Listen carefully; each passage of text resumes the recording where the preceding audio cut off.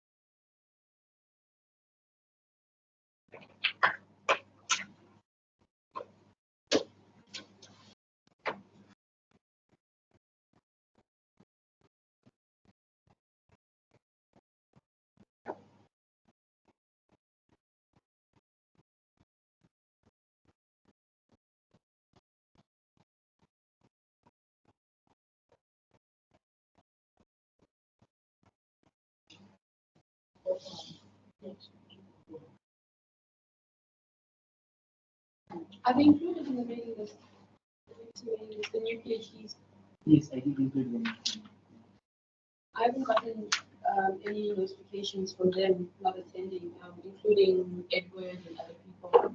So yeah, turnout is quite low. I think maybe just another minute to see if Tiffany will come, so then we can close the door. Whether it's in person, no one else is coming. I wonder with correct. I think you said the SARChI-HEHD note is separate from everybody else now. Yes. So then maybe it's worth to say, reminding people, let us know if you're not coming. Okay. As a courtesy.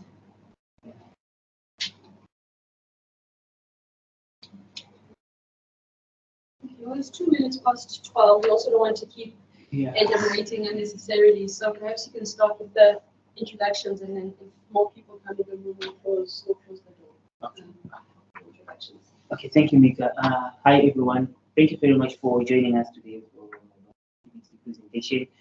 And our presenter today is Ecem Karlidag-Dennis, and she holds a PhD from the University of Nottingham School of Education. She is an associate professor at the University of Northampton Institute for Social Innovation and Impact.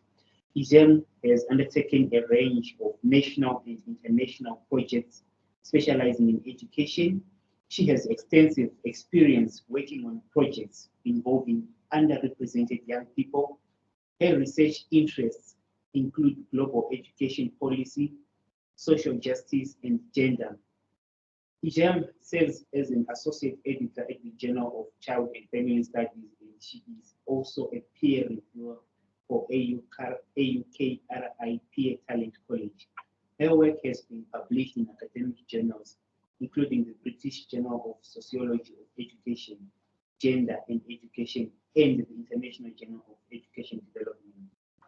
The topic of her presentation today is positioning the social and emotional learning approach within a capability approach to empower young people who are experiencing disadvantages.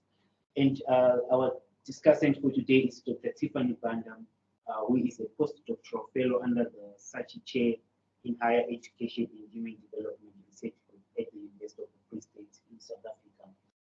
Right, I think I can hand over the floor to Ecem for her presentation, and then after her presentation, we will have our discussant offering their reflections, and then we'll open the floor to for the question and answer session. Over to you, Ecem. Thank you. Thank you very much. Hello, everyone. Thank you so much for inviting me. Yeah, my name is Ecem.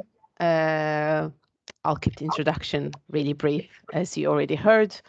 So yeah, I work at the Institute for Social Innovation and Impact. I just wanted to give you a bit of information about that because that it will help with this paper too.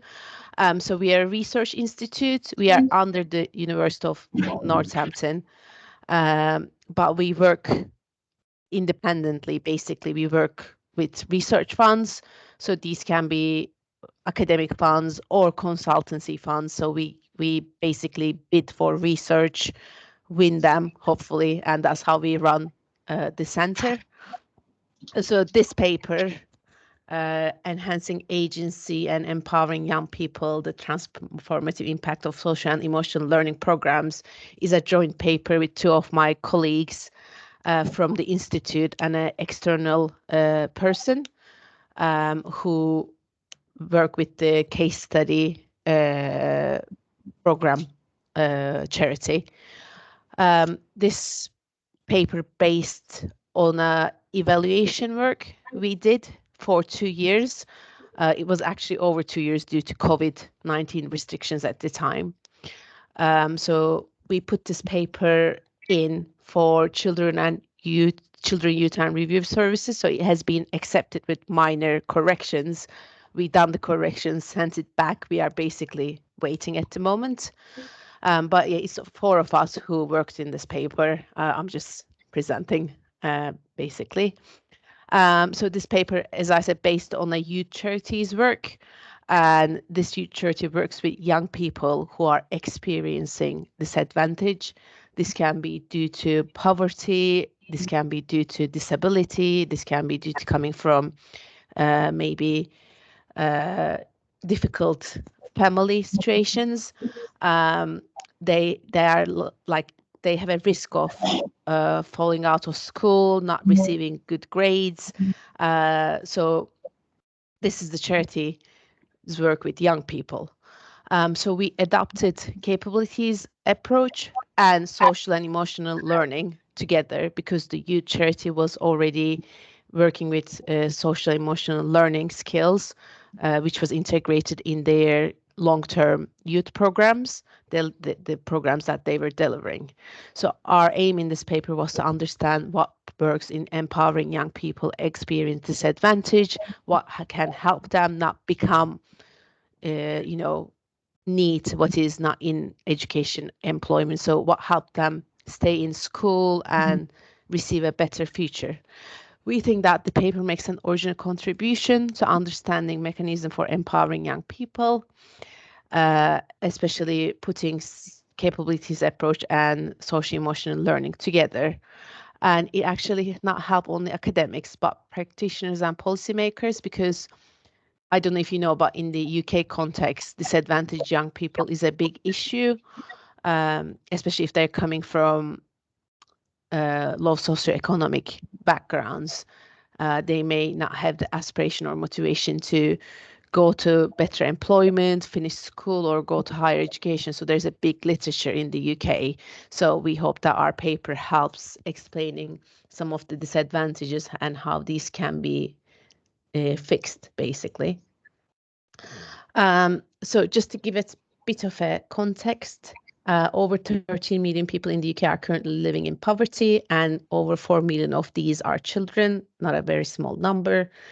And many of these young people do not have the appropriate support to help them find employment, apply further or higher education. So in the UK, we have the concept of NEET, young people who are not in employment, education, or training. They're a complex group with different needs. And these young people who are not in employment, education, or training are likely to have mental health issues, suffer from poverty, and then later in life also they will still be economically inactive. So they will have social mobility issues compared to their peers who are not NEET. But the literature show that young people can actually be supported into employment or education through interventions that can support their well-being, self-confidence, and self-efficacy. So the youth charity that this paper's case study based on aims to support these young people. So they have different interventions, short or long term. We work with the youth charity with their long-term interventions. It was a 3-year program where they go into schools, deliver with their curriculum, with the young people's curriculum. So they support young people not to become NEET through these interventions. So I'm sure you all know about capabilities approach. I know that it's quite used with the colleagues from your university. But we wanted to use CA because we thought that it links really well with the cell approach that the youth charter was using. So we used to show how developing social emotional learning skills translate to tangible and powerful change in young people's agency and making decisions. And capabilities approach, even though, as you know, it started as a welfare economics and development normative framework, it has been widely used in the education field, and it has been also used with young people and employment in the literature. So we linked it with the social and emotional learning skills. And CA can explain how educational and employability choices of young people can be affected by different intersectionalities, gender, race, class, and this can actually affect for young people to reach their different valued capabilities. So we try to combine basically two different theories. Social emotional learning. This is a big thing in the UK education scene. Schools try to use these. One of the problems with it that not many teachers usually keen to learn, because you need to get a training to use social emotional learning skills within the curriculum in schools. This approach basically focus on improving young people's skills like confidence, motivation, leadership skills, how to make positive relationships and make responsible decisions. While there isn't a huge evidence that it works, it seems to show that it helps with young people's confidence, especially if they come from disadvantaged backgrounds, just because they get support through learning these skills. So yeah, these skills can facilitate students' academic performance, positive social behaviors, social relationships, and it can help with their mental health issues if it's used in the correct way. So the methodology, as I said, we work with a youth charity. It's a youth charity that works based mainly in England and Wales. They work with young people from disadvantaged backgrounds who are struggling to engage at school, have lost focus, confidence, self-belief. The charity delivers an intensive 3-year program and shorter, more inspire. It's called Inspire programs, basically, which takes curriculum content from a given year of intensive program and delivers it in shorter, more frequent sessions in school. So programs are designed to help students' social emotional learning skills with emphasis on communication, leadership, resilience, working with others, setting and achieving goals and confidence. They try to put young people at the center and focus on them and try to understand what they can. They try to show them that they can do more with their lives, basically. So each program is delivered across England and Wales, and they have a partnership with reputable organizations like Microsoft, Royal Air Force, different companies. Like, for example, they have companies they work with space and aerospace field in the UK. So they deliver sessions with these groups to inspire young people, and they offer long-term help with their CVs and employability skills.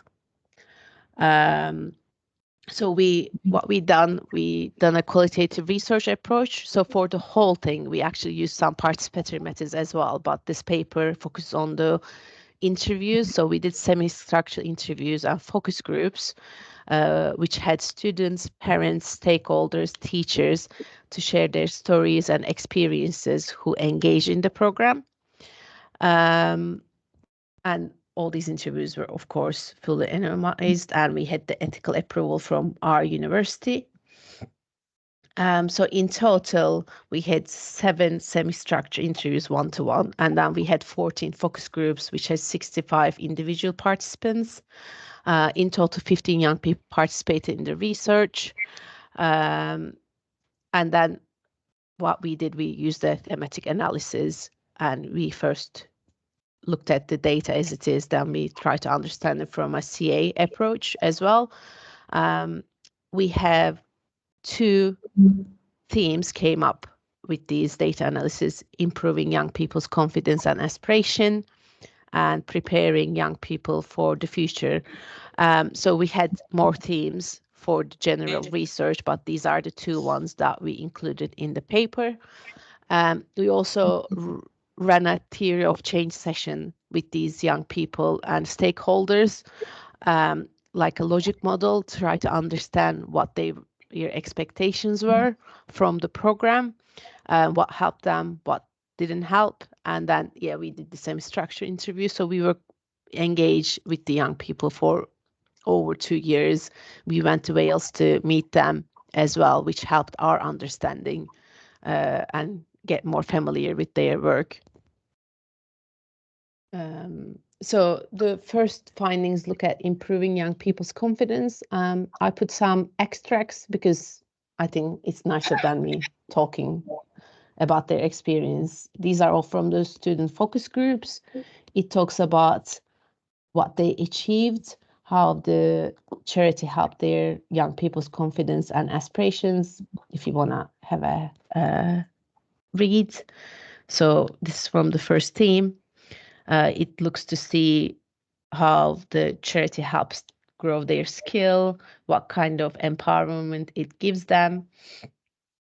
So first one, the student talks about, how they were not confident around people, that they didn't know, they didn't really talk about to anyone, like in the interview in itself. This student talks about how they were not very confident at school, making friends, talking. They felt like they didn't fit in academically or socially to the school's content. So they talk about their struggles. So these interviews showed us that young people emphasize the impact of program on helping them to achieve goals through confidence building activities. For example, they had some rock climbing, they had some company visits. So they had these physical and academic different training programs with the charity to give them more confidence. So the functioning of the program actually helped students to have social support networks. So that helped them with their different skills and helped them better engage with their education and accessing future. So because they don't have the background coming from disadvantaged families, they found the program a supportive environment where they can improve their capability to aspire, which is a significant step for young people, especially coming from backgrounds, because some of them didn't really think about their futures. They didn't think that, for example, they can apply for jobs after finishing school, or they can go to higher education. So being in these sessions help them not with their only academic skills, but also their social skills and aspirations. Sorry, I don't think I changed it, but yeah, so the second theme was the preparing young people for the future. So the first student talked about having like dyslexia, not having the confidence to write on it or work at school. Second student talked about the, again, writing skills. And if you think about it, writing is a big part of the school, how successful the students are. And they again talked about how the program helped with their I don't know what's happening, young people with their skills. One student, for example, that really affected me, talked about how they lost a parent while they were with the program. And then again, the charity helped them through this grieving process with their school, with coming back to terms with their grief, and helping them to survive the first year because they lost a parent, and that really affected them academically and socially. Sorry. So yeah, so I think the focus we tried to give in this paper was that how the different trainings, the activities, interventions they had helped with the young people's capabilities, supporting their understanding the world around them. Because if they don't really have the opportunities, if they never been in an environment where they learned about different social skills, academic skills, then they actually do not have the same advantage as their peers coming from better backgrounds. So what we try to give with this paper is that young people need to have the support system to actually achieve what they want to achieve. Without the support system, it's not very possible for them.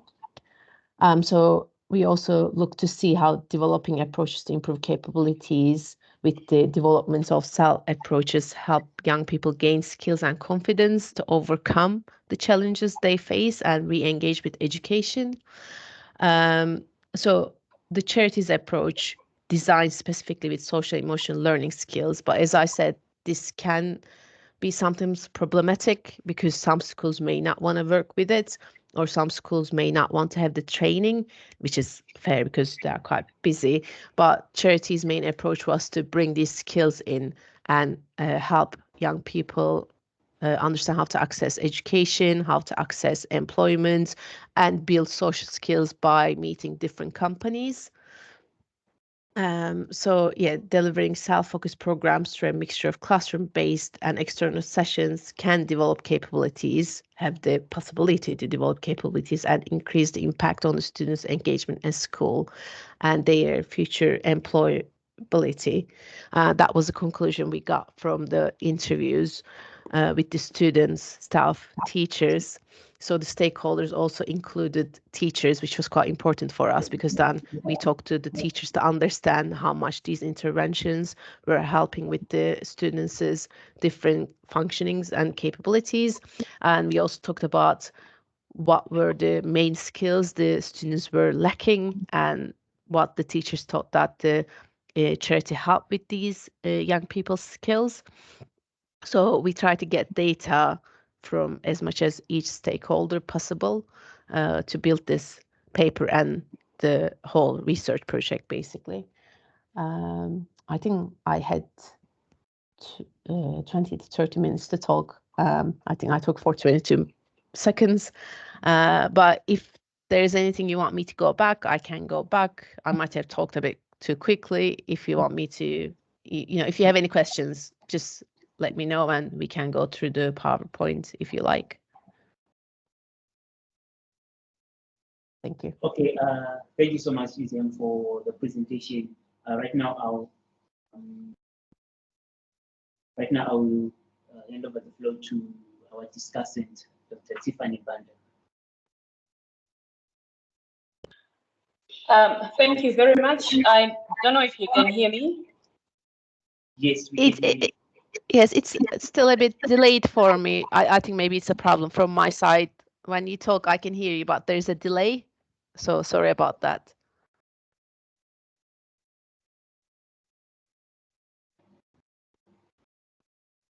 Yes, you can Network is a bit. All right, yeah. So I'll try to go a bit quicker because my network is also playing up. But I just want to thank you, Ecem, for the presentation that you have made. When I saw your topic, I was quite interested in it because it's so close to my heart, mainly because of the focus of the study, which is young people from disadvantaged backgrounds.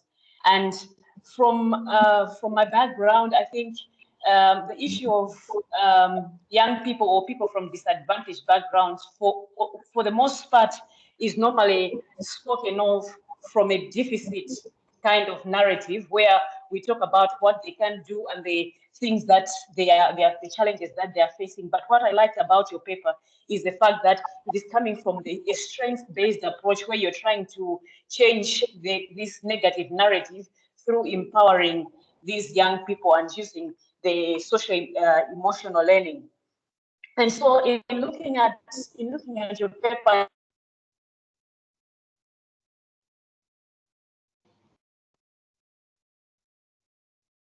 that it is the fact that is is the fact that poverty is a global thing. Sometimes when you think of when we talk about the division between global north and global south, sometimes people have the idea of, you know what, the prevalence of poverty in the global north is not as bad as, but the statistics that you are giving us shows that poverty is real, both in the global and in the global north and global south, which shows that this study and this issue of challenges facing young people from disadvantaged backgrounds is real.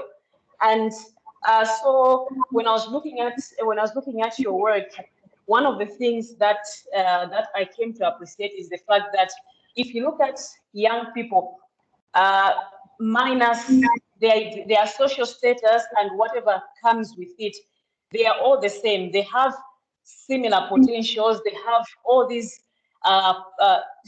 promising futures that they would achieve. The only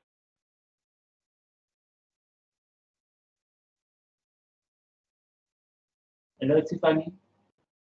you back Yeah, to, sorry, as I you couldn't was- hear Yes. some of it. I'm so sorry. I think Tiffany broke Yeah. up. All right, yeah, I think I'll repeat because sometimes the network keeps going off. But all I was saying was, if you look at young people in general, we all have potential, we all have talents, but then there are certain enabling factors that help to bring out these things. And for young people from disadvantaged backgrounds, the unfortunate thing is they don't have these support structures. They don't have the necessary capitals that would enable them, the social networking, the cultural capital, the economic capital. But then the program that you've presented about is something that gives them that opportunity, that tries to open them up to the world out there, to open them up to issues that can enable them be self-aware of themselves, help in encouraging or building up their relational skills. And the most important thing is the ability to make responsible decisions.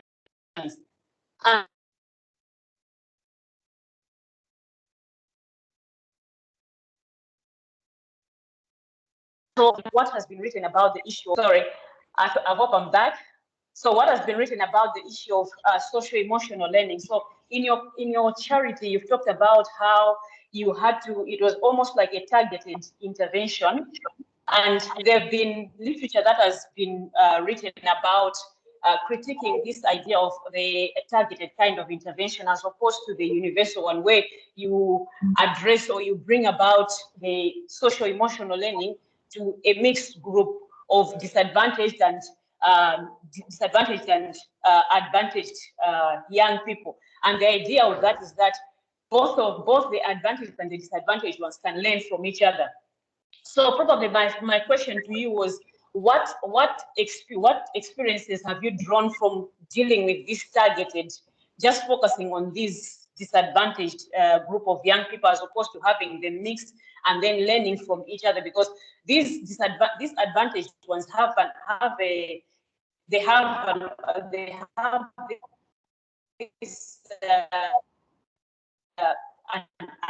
advantage ones have an advantage of having some of the insights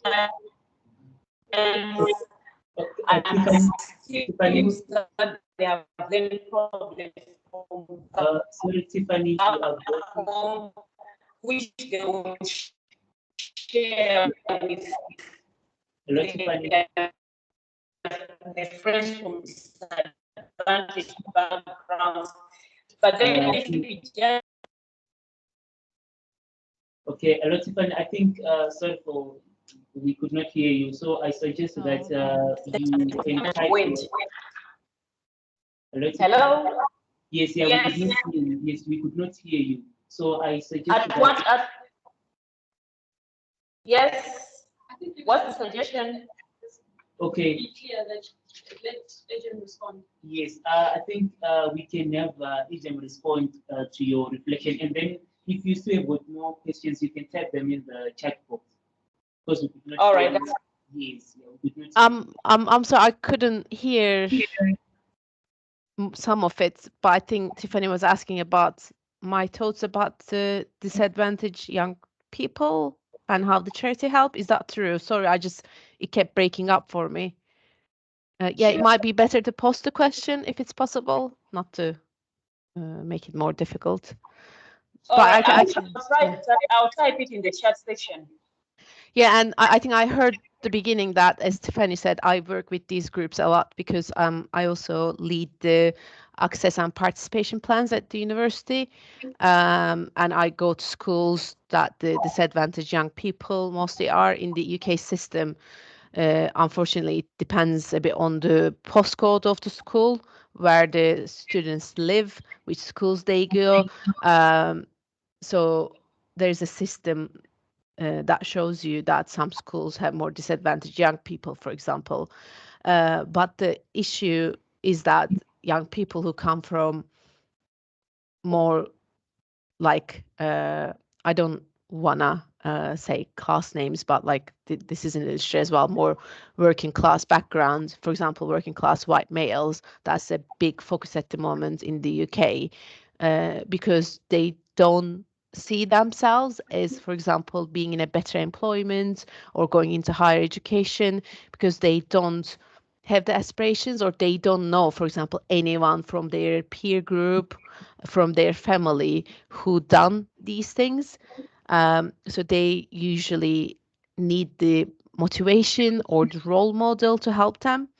With these interventions, like the charity try to help show them, because they are long term, like as I said, 2 to 3 year programs as well, that they involve with the same students. They try to help them with the academic, social, and employability skills, to show them that they can do more if they want to, obviously. Because the thing is that they may go to the same school or as one of their peers who come from a better background, but it doesn't mean that they both students have necessarily the same starting point, and they don't have the same supportive network to help them achieve more in life. And then this then translates into social mobility, where the student who comes from a working background, for example, who have a family, maybe have more in poverty, then they stay where they are. They don't go to better employment, they go to better universities, and they don't earn as much as their peer who come from a maybe middle class background. I don't know if that was the question you asked, and I hope I didn't give just unnecessary information, but I just couldn't hear the question. If you can type it, I'll answer it again.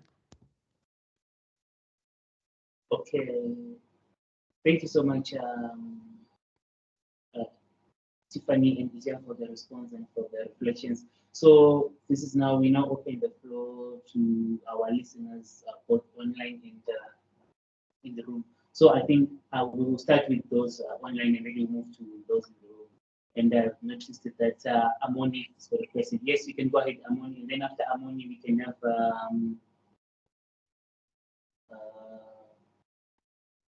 Gabi. Yes, you can go on, Amoni. Okay, thank you. This really is a very interesting program, I think. I'm just wondering if, apart from giving the students or the young people possibilities from the perspective and from the resources that the charities have, what kinds of resources the students themselves, from their own backgrounds, from their own perspective, bring to the program. For example, are there any socio-cultural perspectives that they bring to the program rather than taking from the program, if you understand what I mean? Do they deliberately try to tap on what the students already have and can do so that they enhance that? So what they do is the charity works specifically with schools that are in deprived areas. So the students they work with already live in deprived areas with the schools. As I said, because there's a neighborhood school scheme in England and Wales, you can easily, so like you would know by checking the postcode of the school if they are in a richer neighborhood or not. What charity does then, they go into these schools, talk to the teachers, and then obviously it's open to all the students, so they do not say you cannot come in. It's open to all the students, but they usually work with 30 students in a year because it's a charity, that's what they're capable of. So it depends on if the students are interested, and because it's during school time, so they take these students out during school time as well, for example, to take them to they went to do aircraft space of Royal Air, for example, introduce them to pilots, had sessions with them. So students come from different skill sets, but the main thing within them, the common thing is that they are not doing great at school. So maybe they don't get really good grades. They are socially a bit isolated. Obviously, not to stigmatize, I saw Tiffany's question as well. The teachers don't say that we pick you because of that. They ask the whole classroom saying who are interested, and then they work with the students who they think that they would benefit most from it, who would need the help most, who are going to achieve more from it. But yeah, the students usually come from, yes, some of them, as I said, like some special needs education. Some of them are not doing well in terms of grades, and some of them are so isolated in schools. Some of them comes from chaotic families, meaning that maybe there is a lot of fights and problems within their family, which makes them isolated in school. So they try to work with the curriculum, so that they work with the school curriculum, so that's their basis. They do not go outside of what they're already learning, but they try to improve what they are learning in a different ways, with more, like, for example, take them outside, like do more outside skills, or they take them to different learning experiences. They take them to universities, have sessions there so they work within the curriculum, so that's their starting, but then they try to enhance their abilities a bit more. If I didn't understand your question correctly, please ask again. I'm happy to answer again.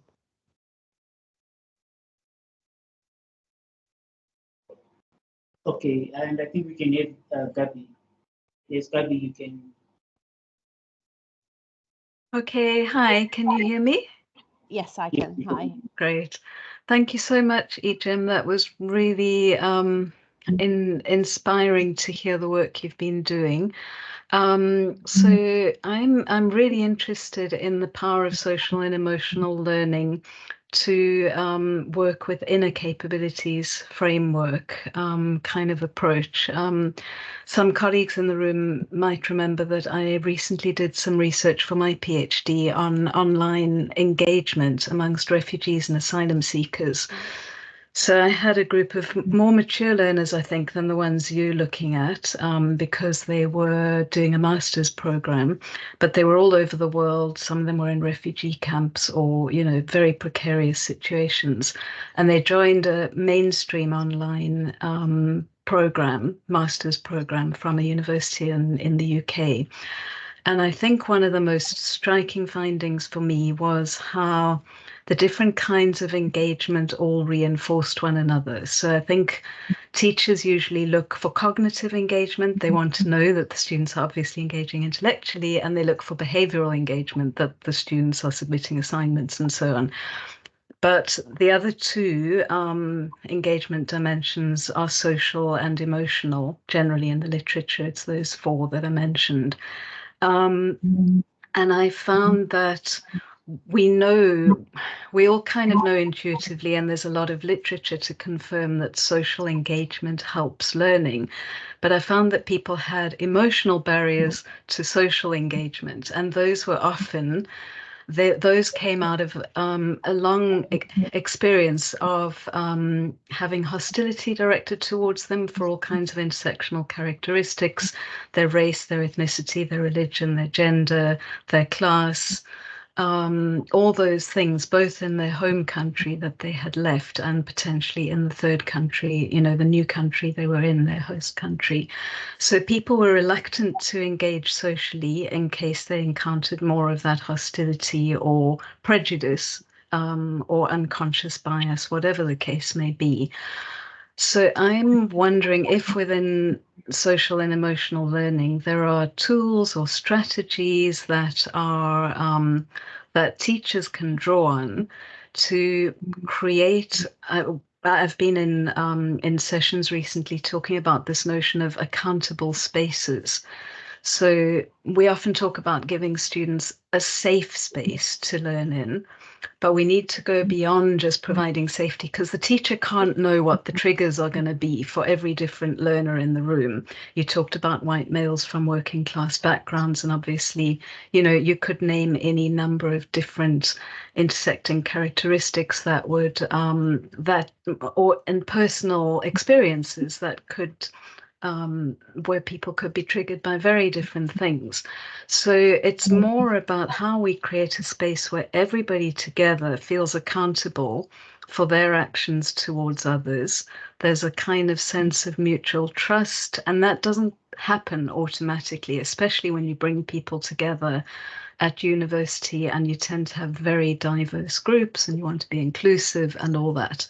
Sorry, it's a long preamble, but the question really is about whether within social and emotional learning there are like tools or ways that teachers can use or that you can build into the design of the curriculum that actually get students engaging socially in constructive and thoughtful and respectful ways that protect each other's dignity and so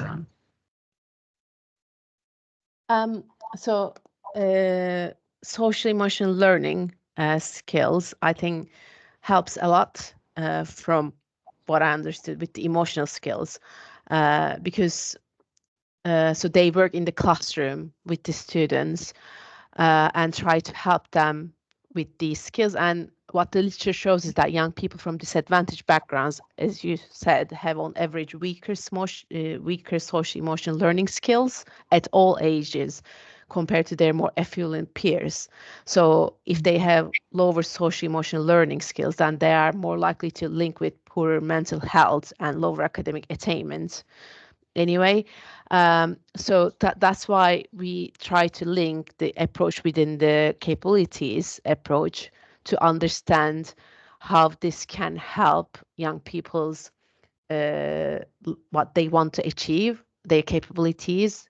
So I think, but what is challenging with the social and emotional learning, in my view, is that research shows that few teachers receive the training on developing these for young people, because as you said, they are a bit, I think, these are all not taboo, but they're all difficult subjects. So if the students come from different backgrounds and they had maybe issues with race, class, and they are struggling emotionally, I think teachers need to go through a substantive, like a really big training to how to approach to them and work with them. But if they can have the training and work with them, that helps. It shows that the social emotional learning skills actually help young people how to make decisions, how to regulate their emotions, how to be more, if you say, maybe logical about different steps they are going to take. But I see the barrier as the training the teachers want to have. And again, as I said, I understand it's not criticism or anything, but I think there's a lot to deal with in a school anyway, and they're already busy. But I imagine, like, because I done some refugee work in Turkey, and I know, like, especially with the refugee young people, if they come as refugees, they come with a lot of, obviously, previous life experience that they need to translate in their host country, and they come with emotional issues. They may have parents with them, they may not parents with them, so they have a lot of emotions to regulate. So the argument is that social emotional learning skills can help with those issues, but the teachers need to have training.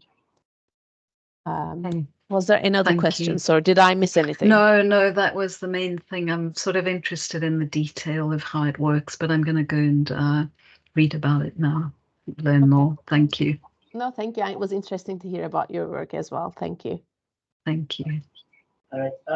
I think before we move to the questions on the chat, I will kindly request those in the room in person to, for those with the questions in the room.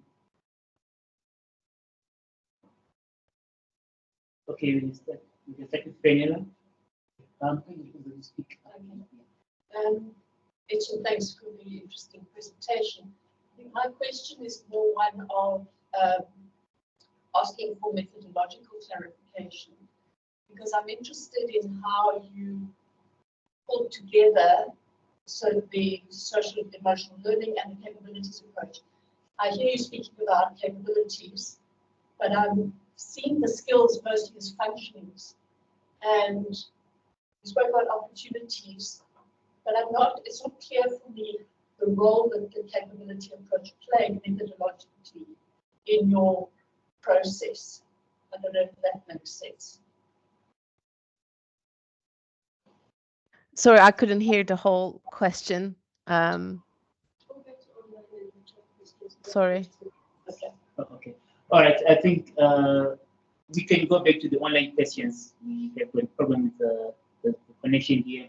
So Chimuma asked, did you also look into the gender dimension of young people in accessing and utilizing the youth programs, and whether you noted different results based on gender and understanding social emotional learning? So this is an interesting question. Thank you. So we didn't specifically look at the gender, but I can tell you that there were more female students attending the interventions than the male students, even though it was open to both. And there wasn't any criteria or anything, but female students wanted to attend more. They were more interested. So we didn't specifically look at the gender dimension, but when we were doing the research, I thought it was quite interesting that there were more female students attending than the male students. So yeah, we can read into this in different ways, obviously, but no, we didn't have a specific gender dimension. I think there was a question about the participants. So with the young people, we need consent from the young people themselves and also from the parents. So if the parents didn't let their young people to take part in the interviews, then we couldn't talk to them. So that's why we had less number of interviews in some places with young people, because of the consent and assent issues, basically. So that was our methodological challenge. If the parents, of course, that's how it works. If the parents said that no, you cannot talk to the researchers and take part in the interviews, then we couldn't interview them. So that's the reason why. Okay. And we also have with Tiffany's reflection. I don't know whether you have seen the message, her reflection. She asked, I think, 2 questions. The first one, what eligibility criteria did you use in identifying your participants? And the second one, targeted programs run the risk of exclusion, stigmatization, or labeling. How does the program protect the participants from such? So with the eligibility, as I said, we work closely with the schools and the teachers. So it was open to all students who were interested. So we didn't discriminate anyone, but it was like who was interested, who wanted to take part, and who then again it went back to the parents to get the consent, apparently, because as I said, they had to leave their classes to take part in the interventions. So it started with the schools putting a advertisement about the intervention programs, see which students were interested, and then those students getting consent from the parents to join. And then we work with the teachers to understand what kind of students, like what background these students were coming from. So obviously we didn't nobody ever says that you come from disadvantaged background, that's why you're chosen. So that's why they make it an open call. They didn't want to make it like it was only open to disadvantaged students. But as I said, because of where the schools were situated, most of the students come from very similar backgrounds in terms of socioeconomic elements. So the charity to begin with work in schools that had disadvantaged young people. So that was why then you can easily put a open call saying that who are interested taking part in these intervention programs. So the second question, it wasn't in empower disadvantaged young people, is true. Thank you.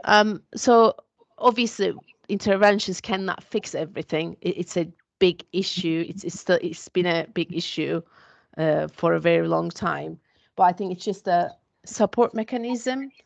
It's the social networking side as well, social capital. So because these young people do not have the same background as their more affluent peers. So this is trying to bridge that gap, basically, if I put it that way. But obviously nothing is perfect. And it is only, for example, as I said, like they work with 30 students at a time. That just because that's the funding they have. It's a charity. So it cannot solve all the problems, but it does try to help to break the poverty cycle and helps young people who are in less advantaged position, basically. I think I answered all the questions on the chat. Okay, Thank you. Yes, she responded. Yeah. Okay, thank you so much for the response. I think I'll go back to Fenela's question where she was asking what was the role of the capability approach in your methodology? I don't know whether that is correct, Fenela. Yes. Okay, so the capability approach. Thank you. So I think the reason why we picked capability approach because so they look at the inequalities. So they look at the understanding of the interventions and how they create more aspirations and work. So we look at the self skills and competencies from the capabilities approach to see how they link and how they complement one another basically. So we use the capabilities approach more like an overarching frame to understand if social emotional learning skills can translate into young people's agencies and empowerment. So that was our overarching framework, basically the CA approach. And we looked to see the literature that paid attention to how young people have difficulties accessing educational opportunities, and they need to strengthen their core capabilities like critical thinking, self-reflection, or awareness. So all these literature in the capabilities approach and how they can convert their capabilities into achievements gave us the bigger framework to work with the social and emotional learning skills. So CA was our bigger overarching framework than we use social and emotional learning skills more like the tools, if I can say. Yeah. So yeah. So basically, we looked at the conversion factors and all those within the social emotional skills. Okay, thank you for the response. I also have got another question, another couple of questions here. The first one is going back to Amon's question. What strengths or capacities or capitals did the disadvantaged and stroke advantaged youth bring with them? What capitals did the youth bring with them? Is that what you ask? Sorry. Come again. Okay, going back to Amon's question, what strengths or capacities or capitals did the disadvantaged or advantaged youth bring with them? So okay, let me type it. I'll just read the rest of the comment. Okay. And then the other question is, we know that they lack, we know what they lack. Did the charity acknowledge what they brought with them? Sorry, it broke again. I'm very sorry. Okay. Is it possible to type the question? Okay. Yeah, let me type the question.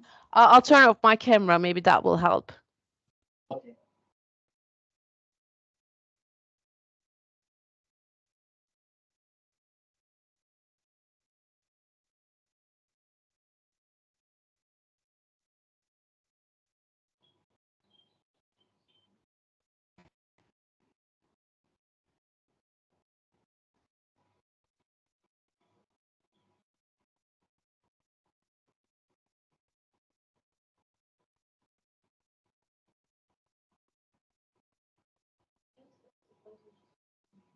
Okay, so this is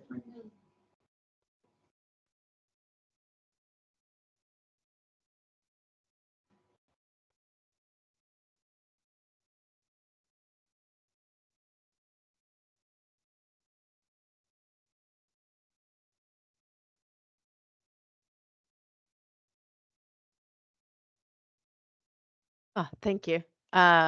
So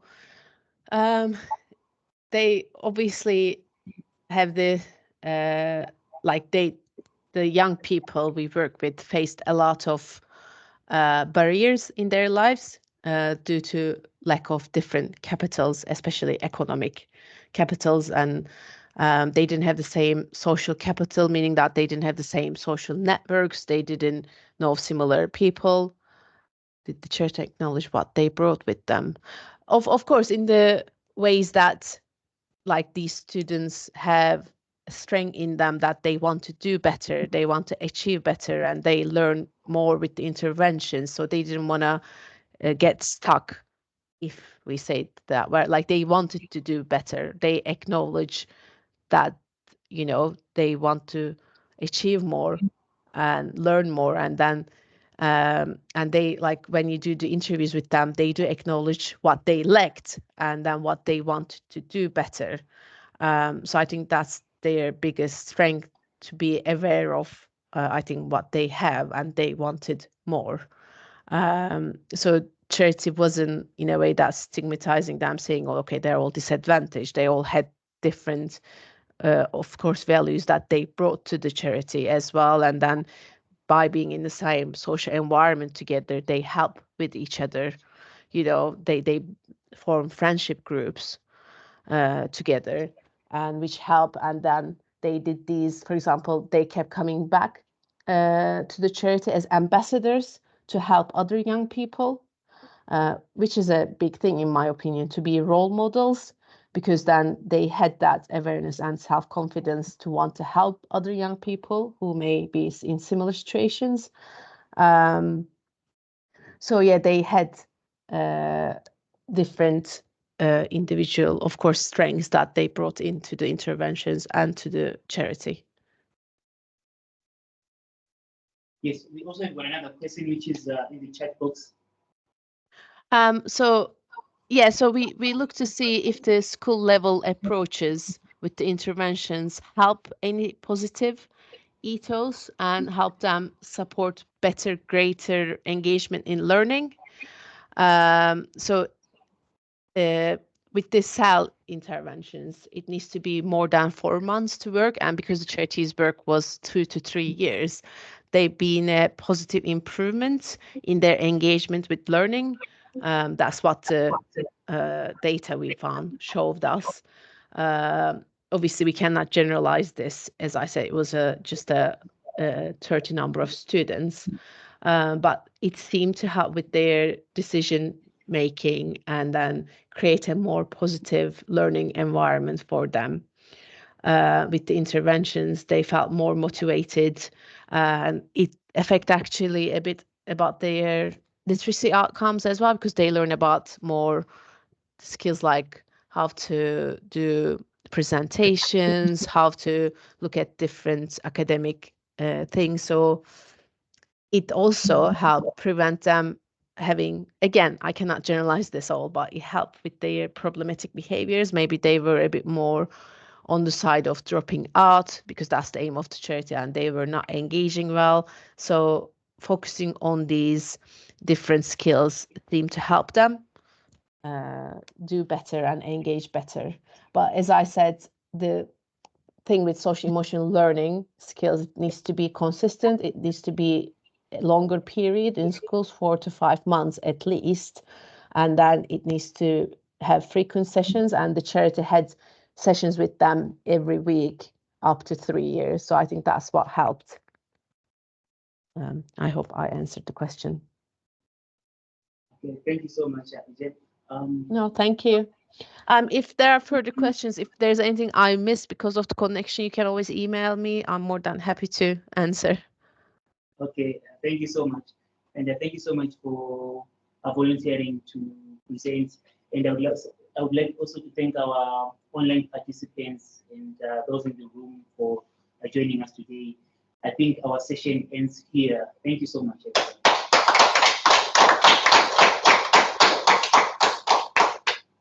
Thank you. Thank you very much for having me. Okay, bye.